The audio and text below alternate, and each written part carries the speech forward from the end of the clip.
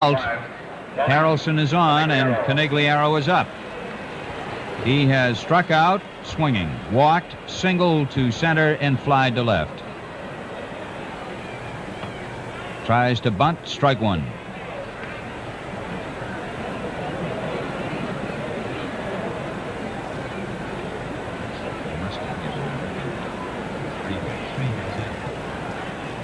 This is the 10th inning, and it's 2-2.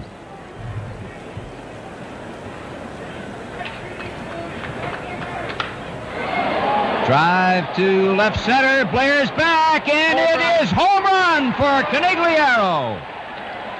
Tony Conigliaro has hit a 2-run home run in the 10th inning, and the Red Sox take a 4-2 lead. Oh, boy, what a story. What a story here. And look at him. Look at that boy as he's going into that dugout there.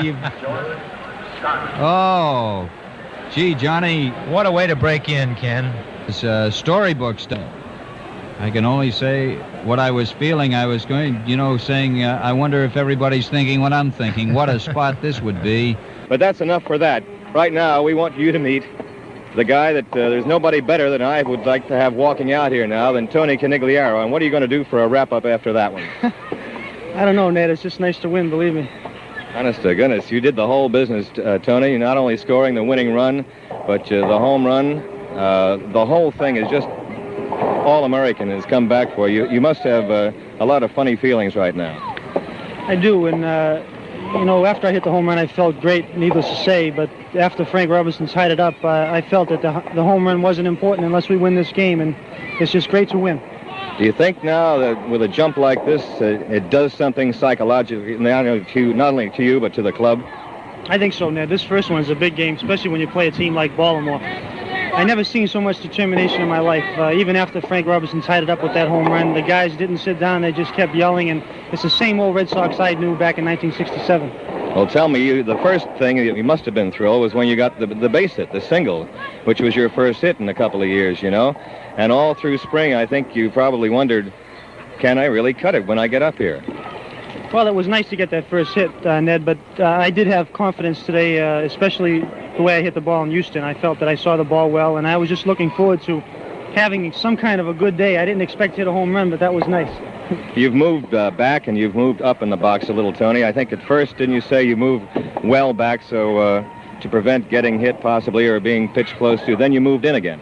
Right. Spring training, I stayed back on the plate because I just didn't want to get hurt. I didn't want to get hit, and this is the first spring that I've gone through that I haven't been hit with a baseball. I haven't even been close to being hit, so I've been creeping up slowly, and now today I was pretty close to the plate, but not where I used to be. I was still about a foot away from the plate, and I had a longer bat, and I'm stepping into the pitch more now. I was going to ask you about your bat. You have increased the length of it.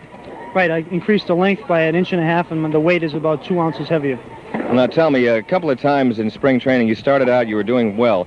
For a while, you got off your timing a little bit. Was that from being in the cage, adjusting to that iron mic down at Winter Haven, or was it just a matter of the overall bit of trying to get adjusted to fast pitching? I think that's it, Ned. You just, when you lay off of baseball as long as I have, it's very difficult coming back, and I've had a lot of ups and downs this spring, and like you say, I've looked good one day and bad the next day, but I felt that once I get back to the big leagues and in the regular season games, I'm determined, and it's a whole new atmosphere up here, and I feel much better. I couldn't feel any better at the plate than today.